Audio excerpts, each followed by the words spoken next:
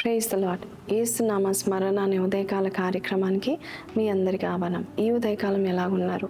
ఈరోజు చక్కటి వాగ్దానం విందామండి. 1 కొరింథీయులకు రాసిన పత్రిక 1:9 మన ప్రభు అయిన యేసుక్రీస్తు అను తన కుమారుని సహవాసమునకు మిమ్మును పిలిచిన దేవుడు నమ్మదగినవాడు.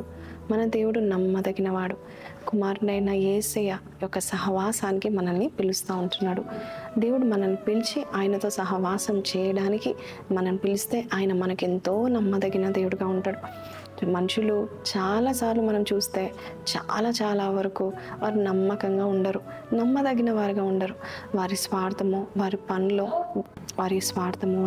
వారి ప్రయత్నాలు అడ్డుగా వస్తూ ఉంటాయి. కానీ మన దేవుడు ఎంతైనా నమ్మకంగా ఉంటాడు. దావీదుని పిలిచిన దేవుడు నమ్మదగిన దేవుడుగా ఉన్నాడు. ఆయననే కాదు, ఆయన వంశాన్ని కూడా దేవుడు దీవించినట్టుగా మనం చూస్తూ ఉంటున్నాము. దావీదు చనిపోయిన తర్వాత కూడా వంశాన్ని గుర్తుపెట్టుకొని దీవించాడు. నిజమే, ఆయన సహవాసాన్ని కోరుకున్నప్పుడు ఖచ్చితంగా ఆయన ఎప్పుడు మనకి నమ్మదగిన వాడుగా ఉంటాడు. ఎవరు సహవాసం కోరుకుంటూ ఉంటున్నారు చూడండి. కాలువలో ఉన్న నీరుని కాలువ నీరు అంటాం, నదిలో ఉన్న నీరుని నది నీరు అంటాం, బకెట్లో ఉన్న నీరుని బకెట్ నీళ్ళు అంటాం. అలాగే దేవునితో సహవాసం చేస్తే దేవుని సంబంధిగా మనం అయిపోతూ ఉంటాం. ఆయన గుణ అతిశయాలు మనల్ని పట్టుకుంటూ ఉంటాయి. అలాగే నీ జీవితంలో దేవుని సహవాసం కోరాలని నువ్వు ప్రయత్నం చేస్తూ ఉండు. చాలామంది దేవుని సహవాసం ఎందుకు కోరుతారంటే జాబ్ కొరకో, మ్యారేజ్ కొరకో, దీవెన కొరకో, ఆశీర్వాదం కొరకో ఆయనతో సహవాసం చేయాలని కోరుకుంటూ ఉంటారు. కానీ దేవుడు హృదయాంతరంగం ఎరిగిన దేవుడు. నువ్వేమనుకోవాలంటే దేవుని కోసం జాబ్ చేయాలి కానీ జాబ్ కోసం దేవుని వెతకాలని కాదు. అలాగే దేవుని కోసం మ్యారేజ్ చేసుకోవాలనుకోవాలి కానీ మ్యారేజ్ కోసం దేవుని దగ్గరికి రావడం కాదు.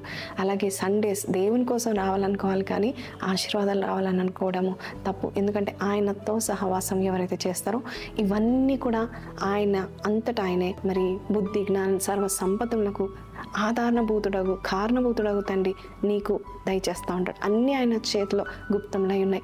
ఈరోజు దేవాది దేవుని యొక్క సహవాసం నువ్వు కోరుకుంటే ఎంతో నమ్మదగిన వాడితో నువ్వు సహవాసం కోరుకున్నట్లే నీ జీవితము ధన్యమవుతుంది. నువ్వు సంతోషంగా కాన్ఫిడెంట్గా జీవించగలుగుతావు. కాబట్టి ఈ వాగ్దానం మీతో మాట్లాడితే కళ్ళు మూసుకుందాము. కాబట్టి ఈ వాగ్దానం మీతో మాట్లాడినట్లయితే చిన్న ప్రార్థన చేస్తాను. కళ్ళు మూసుకుందాం. పరిశుద్ధుడా, మహోన్నతుడగు తండ్రి, ఎంతో నమ్మదగిన దేవుడు అని కొరింథీయులకు రాసిన 1 పత్రిక 9 నువ్వు మాతో మాట్లాడావు. అలాగే 1 తెస్సలోనిక 5:24 నాయన నువ్వు ఎంతైనా నమ్మదగిన దేవుడు నాయన. నీ సహవాసం కోరుకునే వారుగా చేయని నాయన. మనుషులు మమ్మల్ని విడిచిపెట్టి వెళ్ళిపోతారేమో, మనుషులు మాతో రారేమో, కానీ నీవు మాత్రము నమ్మదగిన దేవుడుగా ఉంటూ మాతో నడుస్తూ ఇరుకులో, ఇక్కట్లలో, చీకట్లో, భయంకరమైన అవరోధాల్లో కూడా నీవు మాతో ఉండి మమ్మల్ని నడిపిస్తున్నందుకు నీకు వందనాలు. ఈరోజు నీ సహవాసం కోరుకుంటున్నాం. నీ మధురమైన బంధాన్ని మాకు కావాలనైనా అట్టి కార్యమును మా జీవితంలో నువ్వు చేసి మాతో సహవాసం ఉండి మాతో నువ్వు అయ్యా తండ్రి నడవండి, మాతో నువ్వు ప్రయాణం చేయండి, మాతో నువ్వు జీవిస్తారని నమ్ముచున్నావు నాయన.